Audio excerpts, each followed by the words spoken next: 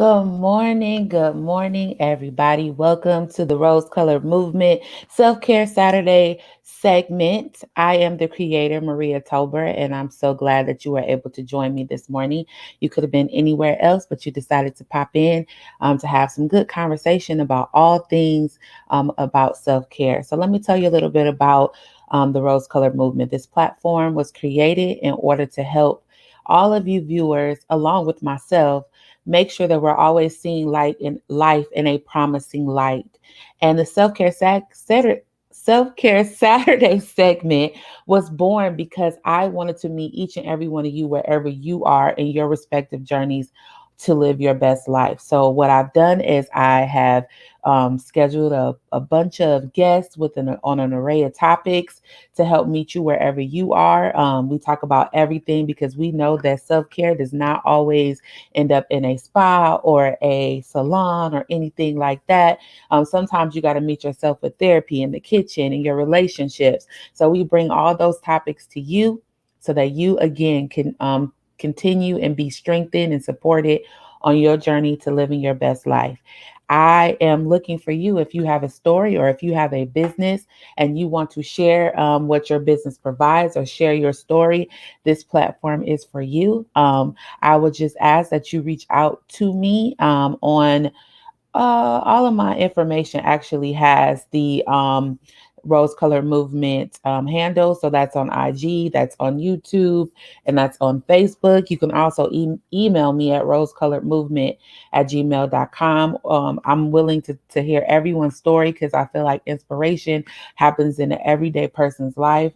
Just the fact that you continue to wake up every day to living your purpose and impact the world the way you were meant to impact it, you're already an inspiration. So come and join me on my platform so we can tell your story.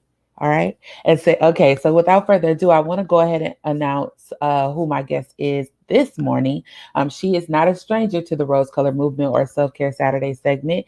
Her name is Shanna Cox, and she has been on several times. I mean, every time she comes on, everybody wants her to come back to talk about different things related to reproductive health. We've talked about weathering, how your the DNA of your ancestors or the things that you are carrying forward in your life is still impacting us today, and how we can do better about improving that for our future generations.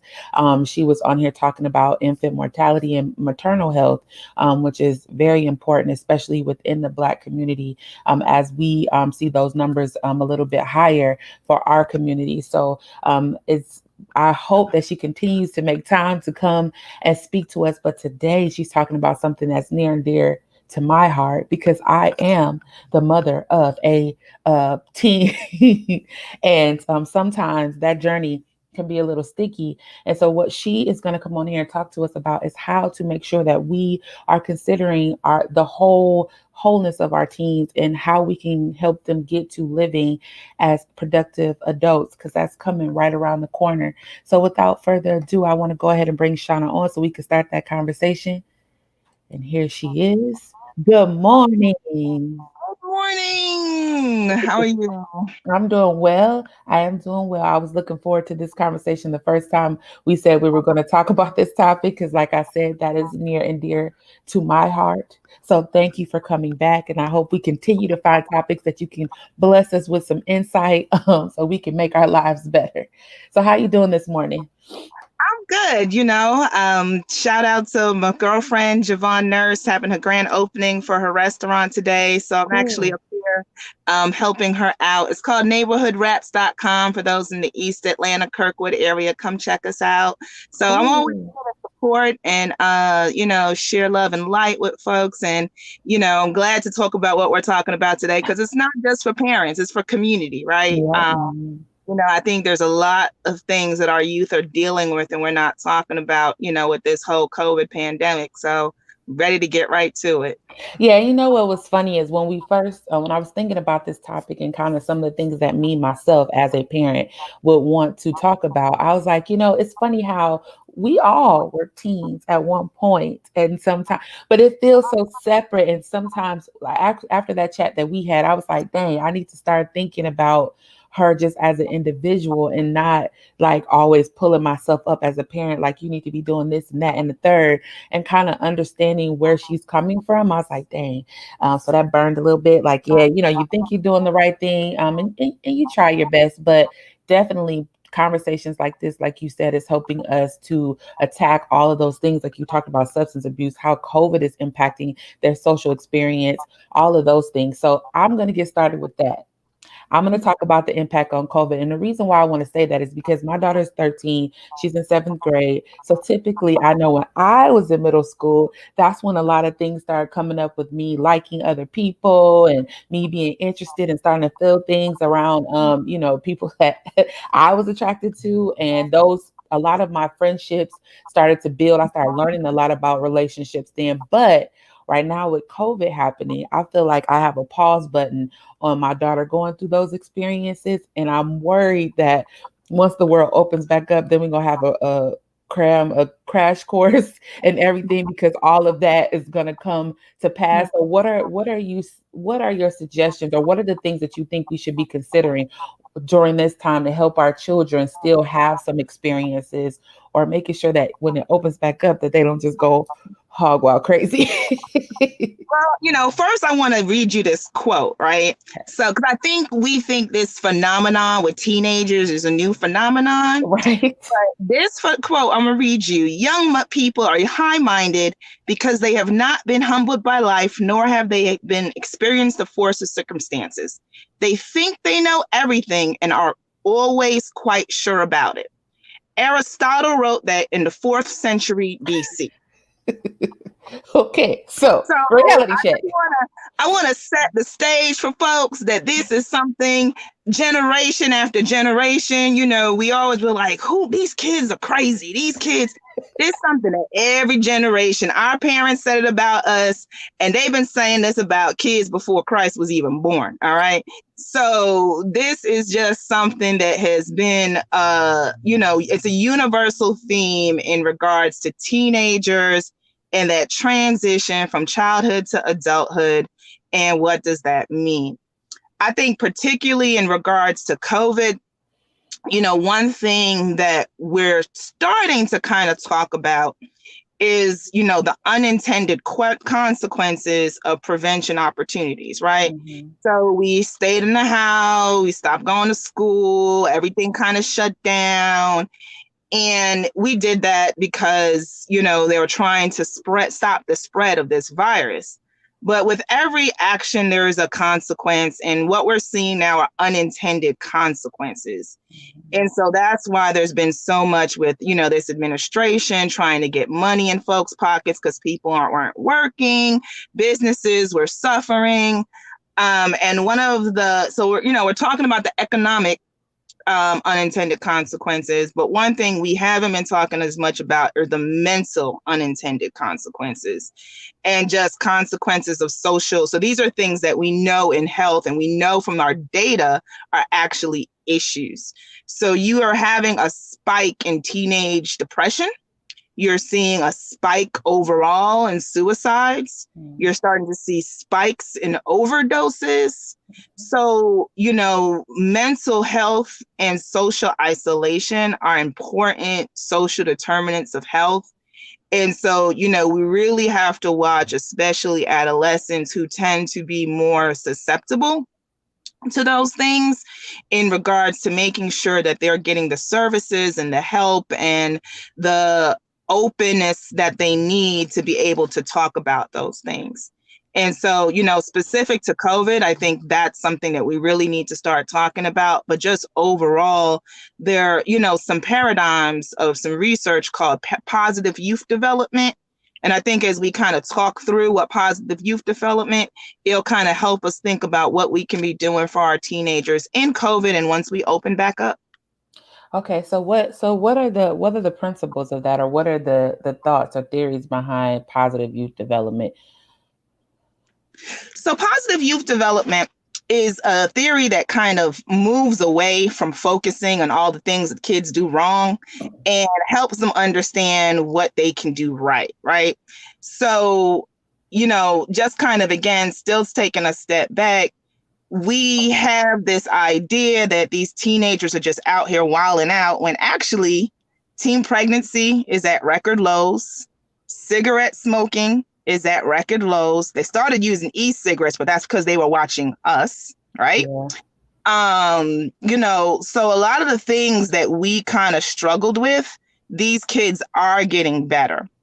And so this was some work that was started by some researchers at the University of Washington that really kind of tried to identify what are the things that if you help blossom in kids, these principles have been shown to reduce sexual activity, depression, substance use. It helps improve grades, reduce delinquency, and there's 6 components, and we can talk about each one by one.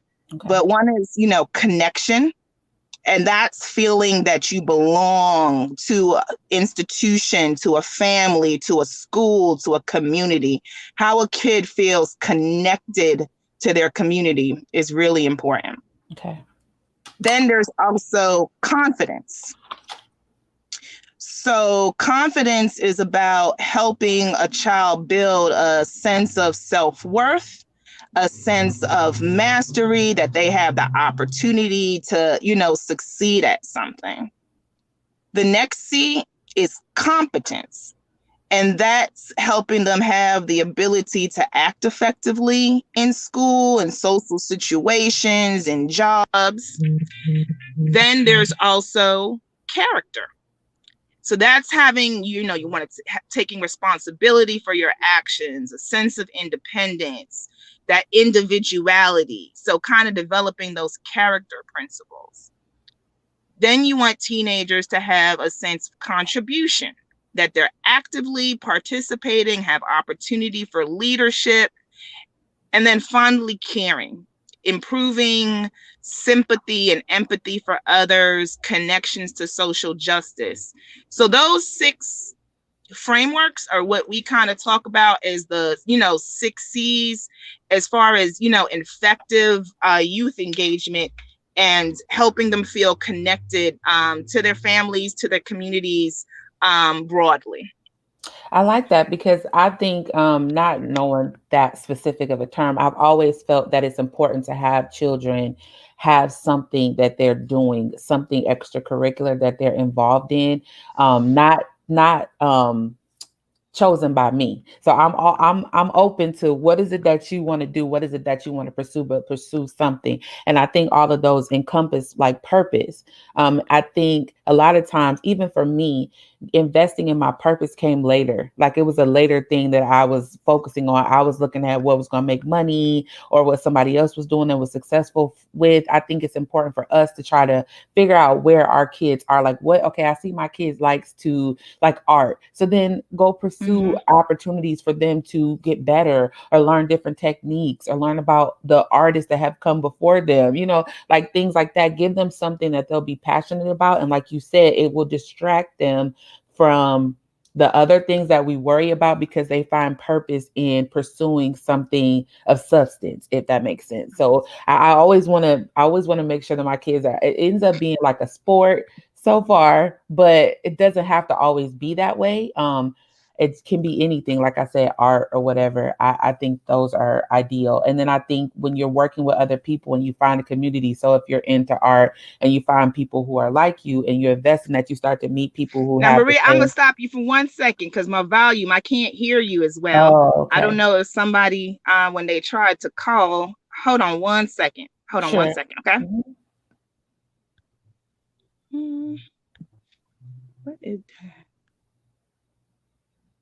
Well, she took a step away for a second as she tries to get her volume under control. Can you guys let me know, the persons that are watching? Can you hear me? Just to make sure that it's not me that is having the volume issue. Maybe a thumbs up or something if you're there. Oh, you can hear me now. Okay. Yeah, you got me All back. right. Sorry Okay. about that. I kind of came out and came back in. For some reason, the No, no, volume is no, really no. low. No, that's fine. I was just saying how important I felt it was to make sure that, our children have something that they can be a part of, like sports and things. Mhm. Those are easy wins to kind of encompass most of those C's that you were talking It's about. all of those C's, right? So, and your kid may not be good at sports, Mhm. but it's identifying the things that your child is interested in and you can help them grow.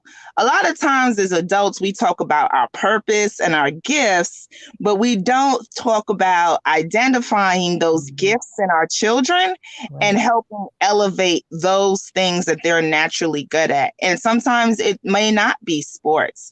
You know, your child may be good at organizing things, your child may be good at writing. So how do you again you foster those C's? So whether it's sports, whether it's art, whether it's drama, whether it's coding, whether it's video games. I Mhm. didn't know there was all this money in Fortnite. If I had known that there was all this money in Fortnite, I would have been having my child practice. We'd have been Right. doing boot camp to make sure that you're meeting the different levels to succeed and be good at Fortnite. So again, that builds a connection with a community, that builds their confidence when they're good at something. They learn that character in regards to your principles of what's right and what's Mhm. wrong and what's the rules and what's the unwritten rules socially in regards to kind of how do you interact with each other. It's that principle of competence as they're getting better and better at something. It's they're contributing to something. When one of their teammates get hurt, they know to kneel because it's teaching them caring and empathy. Yeah. So, definitely how a child is connected to their school community and how they're connected to their community of family and how they feel about the community that they live in make a big difference. Now, unfortunately, a lot of youth cannot influence the community that they live in. There's lots Right. of things kind of going on in regards to gang activity and low economic opportunities and substance abuse in the community. But really, that comes down to how can you foster resiliency in those kids such that they have a buffer against kind of what's going on around them in their environment. And the ideas of resiliency, are the same things that, if your child is experiencing a divorce, or if your child is experiencing the loss of a parent, or if your child is experiencing the sickness of a parent or a sickness of a sibling, all those kind of thoughts of kind of building these characteristics so that they have that resiliency to buffer against the other environmental stressors, are important. I definitely agree with that. I feel like a lot of times when I'm watching or hearing about stories or things that are happening with our youth today, I'm always concerned that the foundation of it is that ego strength is that we don't teach them how to deal and heal and move through circumstances. So something happens, I don't like it, I immediately want to act out, and then I do things that's temporary that cause me long-term trouble. You know what I mean? Like getting into these altercations about things to the point where it's like a strike on you for the rest of your life. It's not okay. And that's part of it. And but pulling that back a little bit, it's introspective to us. What example are we setting on how to deal? I was talking about relationships last week, but it goes even further to say that how we interact in our relationships, how we deal with issues, how we respond when we're upset or when, things don't go our way or things are a little bit harder. Those are the examples that we're setting for them. And how can we expect these people who've only been on the world for this much time to be able to know how to do that without any help? It's like you need to figure it out. How, from what, where are they, from TV, from social media, where are they going to get it if they're not intentionally getting it from us? So And that's why I made the comment as far as again kids have stopped smoking cigarettes. They saw the truth videos and they got that. But when there's records use of e-cigarettes, again they didn't they saw adults around them using it and they yep. picked that up. And I think one thing to build upon what you said is to understand that adolescent brains are not developed yet. We think, we have this number that we've come up with, 18 as an adult, and you're an adult. And there's been plenty of science that shows that the adolescent brain does not fully develop until 25. There's a reason why insurance companies and rental car companies will not let a child under the age, or adults under the age of 25, rent a car. Yeah. They use that science for their business, but yet as society as a whole, we have not taken a step back to acknowledge what we know about adolescent development. So I'll give you an example. Adolescents don't usually start producing melatonin until about 11 o'clock at night.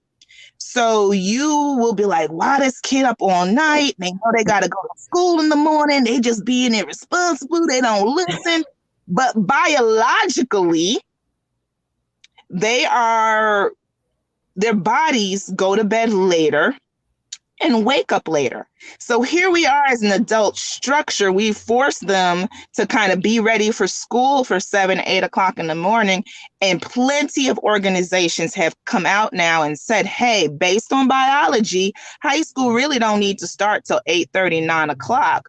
The American Academy of Pediatrics, CDC, sleep institutions, like we know this. We know that teenagers will do better in school if they start later, but yet we haven't changed those pieces of our society to kind of acknowledge that. So everything you're talking about, acknowledging that adolescents act on impulse, they misread social cues, they get involved in fights, they engage in risky behavior, they don't think before they act, they don't pause and don't think about the consequences. You have to understand that that's biologically how they are. So how do you give them those tools to help them slow down, to help them think through their actions, help them think through consequences, to help them understand their future, right? One of the biggest things we found when we were doing teen pregnancy prevention programs, we could talk about not having sex, we could talk about contraception, we can do all of that. We found the kids that we got to think about and plan out their future were less likely to have a teenage pregnancy because they were thinking steps ahead in regards to, I am going to use the birth control. I'm not going to have the sex because I'm trying to go to college. I'm trying to get a job. Having that motivation and helping them kind of understand and plan for their future, even if it doesn't happen, right? None of us, I know very few people actually use their undergrad degree for the job they have today. But just having that foresight of, I'm trying to accomplish these things, helps kind of, again, provide that buffer against all that impulsivity and inability to kind of, think forwardly, that adolescents just, their frontal lobe is just not there. Yeah, and that's the tricky part as from being a parent, is finding the balance on giving them the wiggle room to grow and make all those decisions, but then not imposing any super expectations for them to be more than what they are, based on what you're saying, that they're just not there yet. And that's tricky. So I mean, you got something to help us help the parents? We get the theory, but pulling it down and making it real, what does that look like? Yeah, I mean, being a caring adult, right? So whether you're a parent, whether, you're an aunt, an uncle, teacher, just again, coming from that place of being caring and having that sympathy and that empathy, at least puts you at a baseline, right? You can't implement these principles if, you're in a place of, undue discipline, because they need discipline. But when there's a lot of shouting and physical discipline and, all those things, it kind of, it's more difficult to kind of set that baseline in regards to developing that, that relationship that you want to kind of build with your child. So, or with any child. So, I mean, I think that's kind of starting there, right? How do you kind of put yourself out there as a caring adult? And then, once you kind of are able to establish that baseline of I care about you, there's, love and light in this relationship, then you can kind of start fostering kind of these open dialogues that, make it easier to identify how you can connect your youth, how you can build confidence in your youth, how you can build competence and character. So a lot of it is just fostering open dialogue. I think especially in a lot of Black communities, Hispanic minority communities, there often isn't kind of history of having that opportunity to have that dialogue with our parents. I can look back now and realize that I had undiagnosed anxiety as an adolescent. That's what it was. And not having that opportunity to kind of talk about my feelings and what was going on, and understanding that it was a medical condition, as opposed to just kind of, we will say kind of, we'll just get over it. We'll just deal with it. I dealt with this as a, adult. And how do we as parents and adults deal with our own healing and understanding what we don't know, to kind of help our kids get the help or the services that they need? Fostering, so again, that open dialogue to say, hey, how are you feeling? Are you feeling down? Are you feeling, and it's not just, are you depressed, right? It's going out there and understanding what the symptoms of depression are, so you can start seeing what your child's behavior changes. A lot of times when kids aren't doing in school, it's actually a symptom of depression, because they're no longer interested in the things that they used to be interested in, right? So understanding what those signs and signals are, fostering open communication about sex, right? And that starts at a young age, right? Teaching your kids good touch, bad touch, things again that traditionally we were not taught to do, but we need to educate ourselves so we can show up as our best selves for our children, right? Understanding, you may not trust talking to me, but I'm going to take you to the doctor so you can have an opportunity to talk to the doctor about your concerns and your questions, right? Having that openness to kind of be open to understanding what your children are, dealing with, and how you make those connections. Like you said, dealing with impulsivity, right?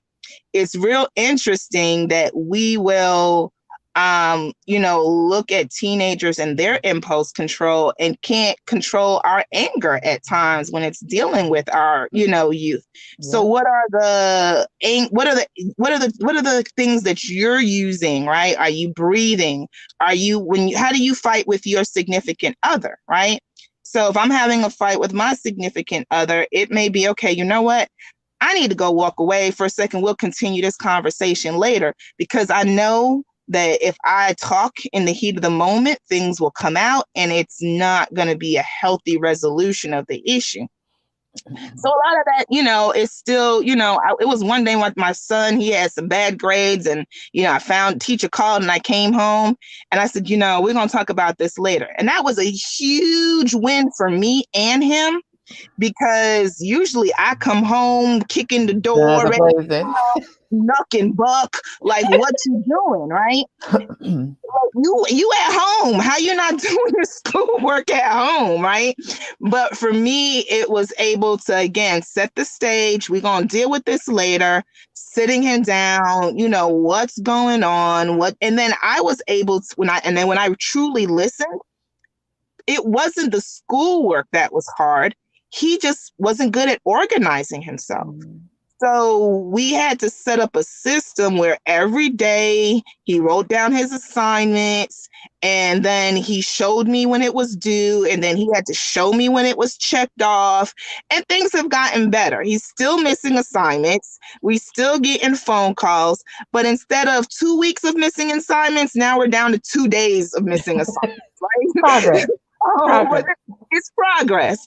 And in anything, at the end of the day, I will be able to say he learned organization skills because, again, that's going back to the competence. That was something that he wasn't competent in. He was not competent in being organized. So, again, going back to those things and then understanding right now, he's missing connections. This is Yeah. a child that played sports, that played baseball, basketball, and he doesn't have that right now. So that's impacting his connections, his confidence, right? Like, if he's not going to want to do school until he gets confident that he can do the things that he needs to do, so he needs to leave middle school feeling confident in his ability to manage classes for him to be successful in high school. So again, so all those things, it's theories, but it's also just, again, thinking about how do we play a role of guiding our teenagers to have better relationships with them. Yeah, I mean, the big part there is the work. So I'm listening to you say you identified something that your son needed. So you had to one do some analysis to figure out, okay, what's going on. Then you had to be creative in figuring out how to help them. It's work. And that's the thing I think a lot of times because we need to get ourselves together, we forget that they still, even though they're older and more independent, they still require our time, our effort, our energy. And that's a big thing. Like you Mhm. said, there's no age where you're like, well, you should know this, you should be doing this by now. I done taught you. We done talked about this since you was 5, since you was 6, or whatever, when you started school. But the thing is that they're still learning and it's still flexible. My mom uses this term, turning a corner. And like there's always another corner to turn. You don't, it's not just like, oh, I turned this corner, I'm good, I'm done, that's it. We're always learning and growing. So there's always something that we're trying to learn. Which way do I turn? How do I turn? Do I need to slow down? Is this a corner I could take with a little bit of speed? It's all going to require you to be able to continue to think and be flexible. And I think that's a big part of parenting is flexibility. You got to understand, one, your kid is not you. Yeah. So you got to take the time to figure out what is my kid, what are the things they like, and it could be something you're totally unfamiliar with. But today's day and age, like you don't have an encyclopedia that's dated. You can get information all the time, up to date research. Things is work, things is not work. Support groups, all kind of things exist that are easily accessible. So there's not an excuse for you not to be able to put in the work to help your kid. It's gonna be hard sometimes. My kid, I tell you, like I'm like, girl, I have to understand specifically with mine is that she's so bright in some things, but to your point, I'm like, but you, why, why didn't you wipe? Why do I have to tell you to wipe the whole microwave instead of just the one spot? And it's like stains right there. But I'm like, over here, she made a whole stromboli, made the dough, everything on her own. And I'm like, who, these, this is what's going on? But Yeah. I understand now. You're bringing it, making it real. Yeah, I mean, because she's contributing to the house, right? So that's good, right? It's active participation and she's cooking and it's great, right? And that's also a good show of character, right? So how do you build those things up? Like, thanks for cooking, it's contribution is really responsible, but I really want you to understand some other things that you're not as good at, which is the competence in regards to kind of cleaning up, and that will kind of help her confidence because you don't want her to get to a point, well, I'm not going to cook anymore because every time I do, my mom comes behind me and complains about, how messy I am, right? Right. So how do you identify where the deficits and the competence are, make that connection with her, help her understand like this is great in regards to, showing good character traits and, contribution, and then helping her, build um that competence in those areas, and it's funny, another story I had with my daughter that's, kind of really similar. Her bathroom is the main guest bathroom when you walk in the house, and I walked in there one day and that thing was a mess and I started to go off, but I didn't. And I, went to her and I said, hey, you really need to clean your bathroom, and you really need to keep your bathroom clean because that's the first bathroom that people come when they see it and they want to visit us. And it was like a light bulb went off in her head, right? Because it was no longer for her, she's very much about her outward appearance and how things look to people. And just by framing it like that, we went from battling over cleaning your bathroom to no longer battling, because she understood that that bathroom was the bathroom that guests use when they come over.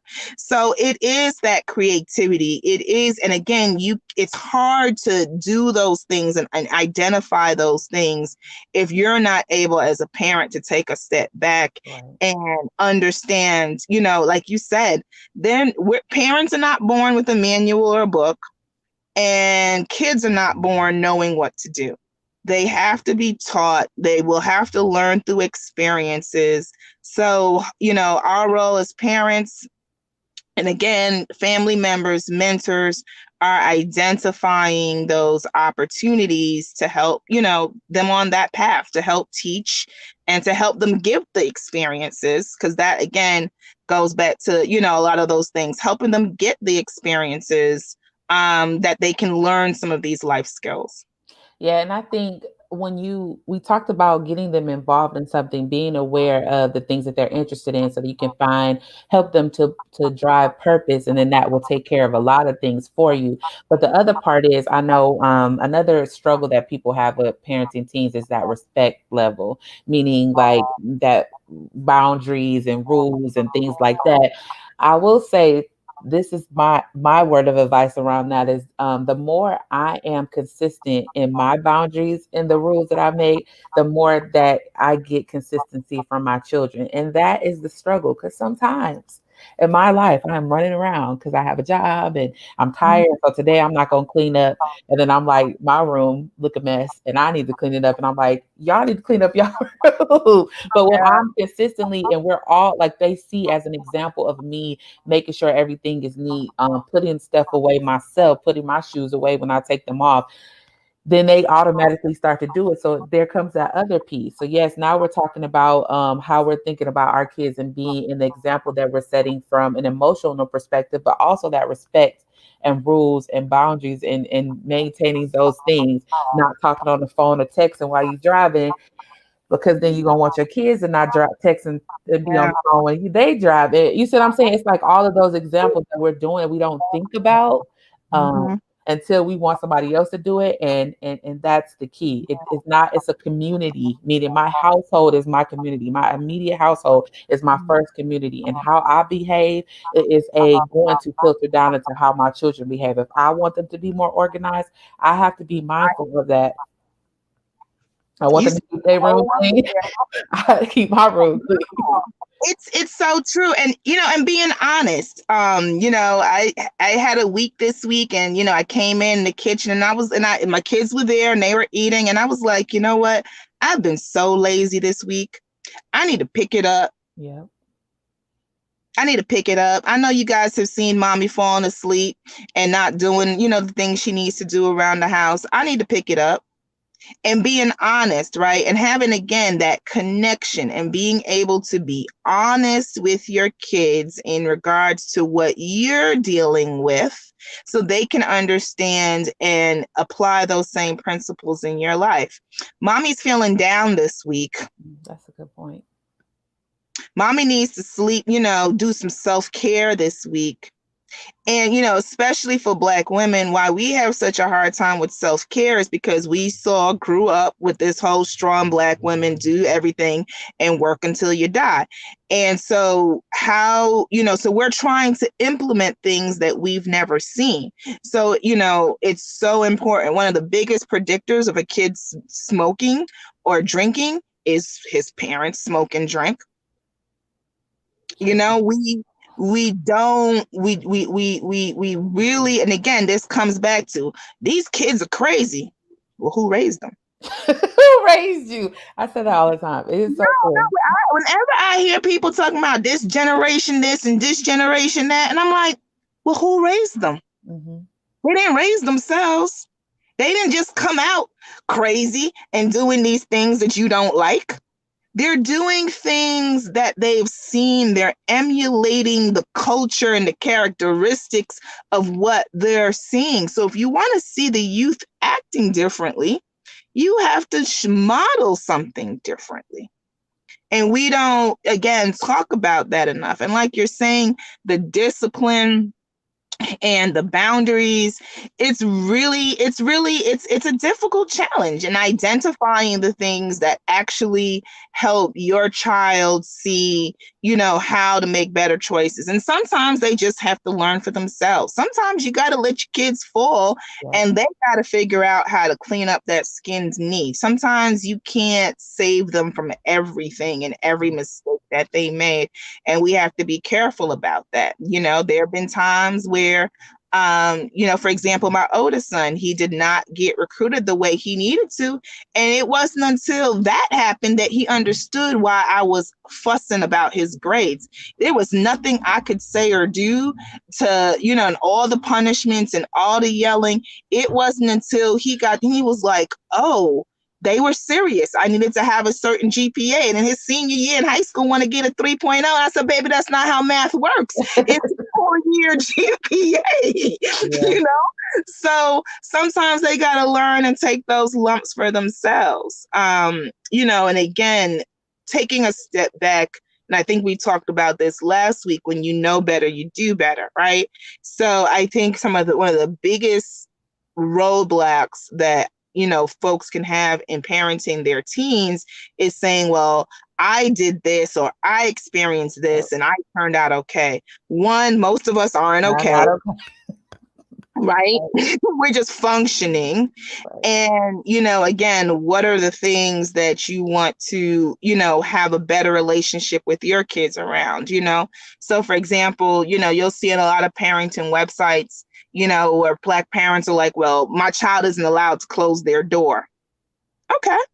But where is that coming from? Like, are you are you doing that because that's the way you were raised? Or do you have a real reason for why your child can't have their own space? Not to say that you can't knock on the door, not to say that you're not allowed to go in and search, make sure they're not making bombs in there or something, right? Right. But You still do that.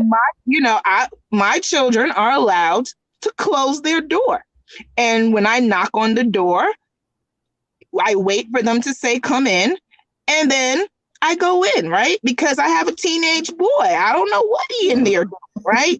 No, I'm I serious. know, but it's comical because it's just like we forget just life. Like I said, we were teenagers. We knew teenagers. Why do we acting like we don't know why they want to have their door closed? And if you're doing other stuff, if you're making sure you're doing all these other things, you don't have to worry about that piece. You check on them because that's what a parent does, but they can still have their own space to grow and become their own person without you having your thumb on everything. And I think the difference is it's a difference between parenting and controlling. It's a Yeah. two different things.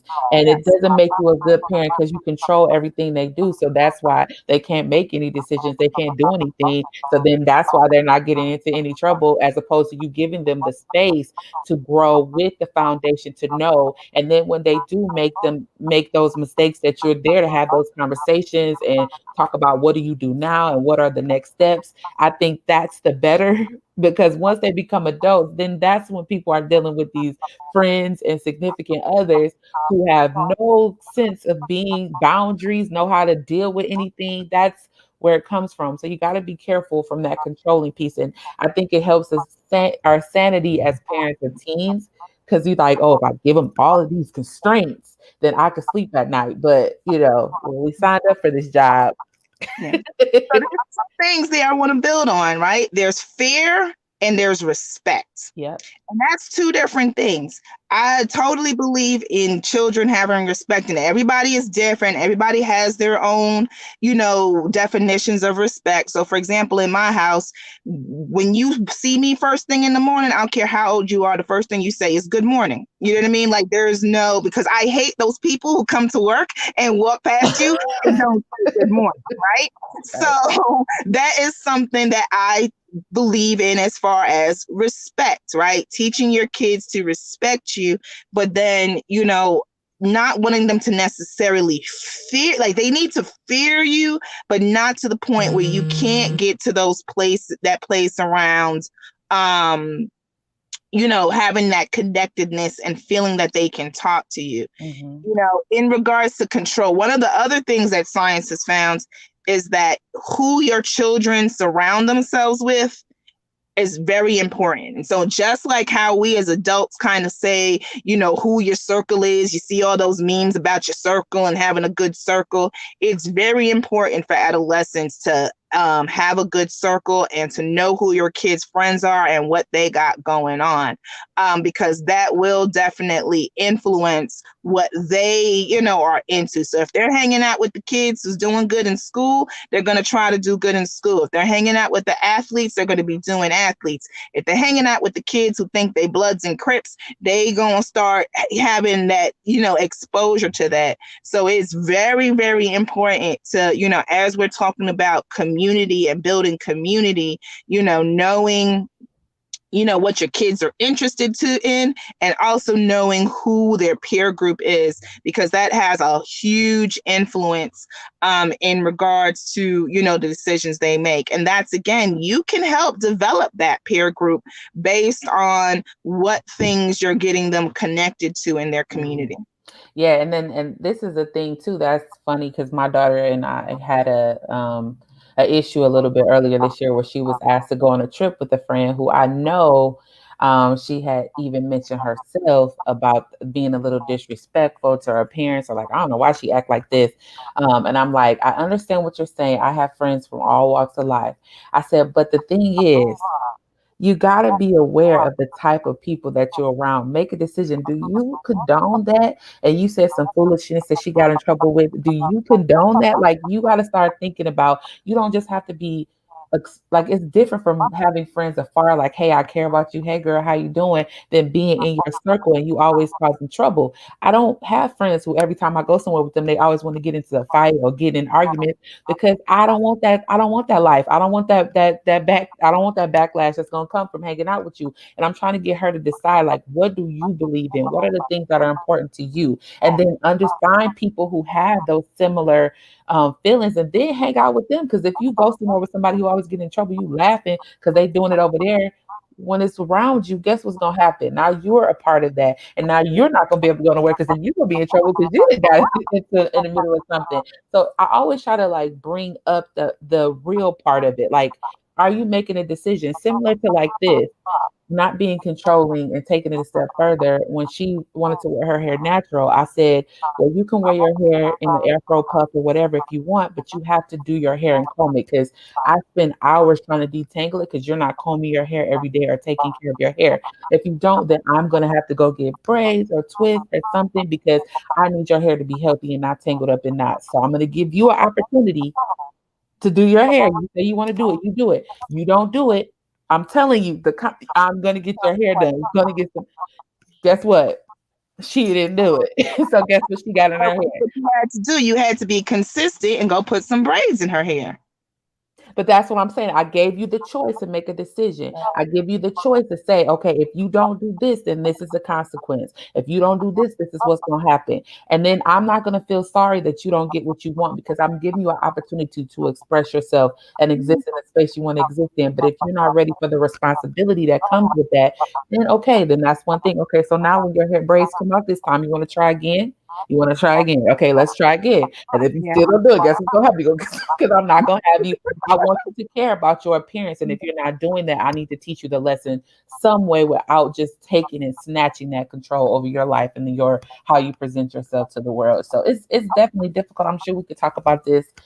All day long. We could. But if there's one thing I want your audience to take away, again, that self-healing as a parent is so important, because that will help you kind of come up with the strategies to, walk yourself through this really difficult time. We talk a lot about how babies are hard. Yeah. Teenagers, I'll deal with a baby, Google Gaga.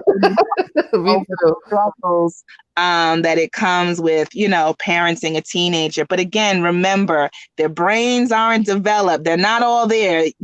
Are they? Yes. What you think? Yes, they're as crazy as you think they are, because their brains are kind of still coming together. But there are some things that, again, if you can help establish in them, will give them the resiliency that they need to, be successful in their teenage years and in their young adulthood. They, as the Bible says, train a child as they should go. The principles will stay with them. So again, not focusing. We can sit all here and talk about the deficits and the generational curses, but let's talk about that positive youth development and how do we build up the positive things, and then how do we build the strengths in ourselves so we're passing along strengths to our youth and not deficits. Yes, I like it. So, guys, make sure that if whatever you're dealing with, if you can't figure out the answers, I know we talked about creative ways. There is always support. You can always go and talk to someone. They have so many groups, even for your children to open up if you want to create a safe space for them to talk about things that they are dealing with if they don't feel comfortable or you feel like there's something else going on that you can't quite tap into.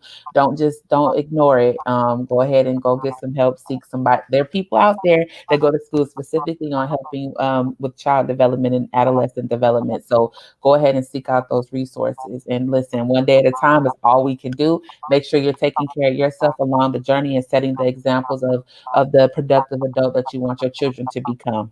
I'm working on me, you work on you, and then we'll get this world in a better place, one person at a time. We're getting this together. Like I said, these youth, again, I'm not going to focus on their deficits. They're socially engaged. They're into social justice. They're, again, not having the teenage pregnancies. They are really, learning from a lot of mistakes.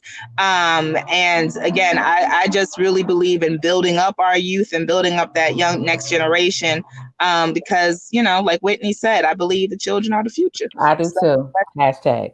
let's do what we need to do as parents and as communities to, again, not bash the teenagers, the youth, and the young adults, but again, identify those things that we can build up those positive aspects in them.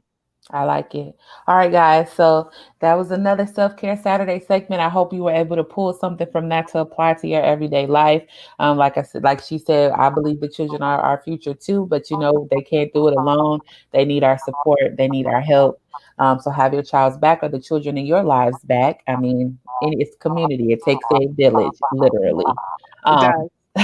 so until next time, guys, I hope you enjoy your Saturday. Can you shout out your friend's restaurant again? Just Wraps.com. It's 42 Moreland Avenue, Southeast. You got to put in the Southeast, across the street from the Dunkin' on Moreland, just north of I-20. oh, okay. So yeah, here 11 to 7 today and all week. And, support Black businesses, right?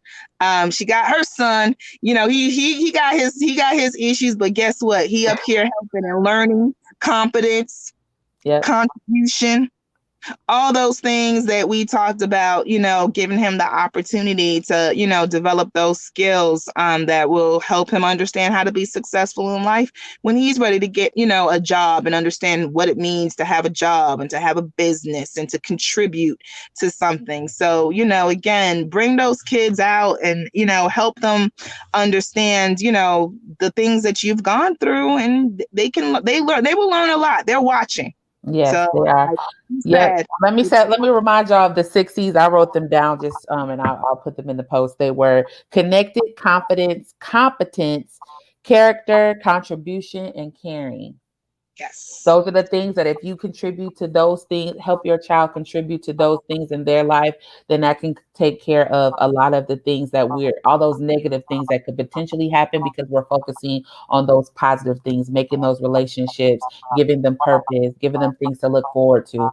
And then work on yourself, like she said. We got to work on ourselves and set that example. All right, guys. So enjoy your Saturday. Shout out to your friend and hope her first day is successful. Her grand opening is successful. Enjoy everybody the rest of your weekend. I'll see you guys next week. Same time, same location. And always be kind to yourself and definitely be kind to others. Peace out, y'all.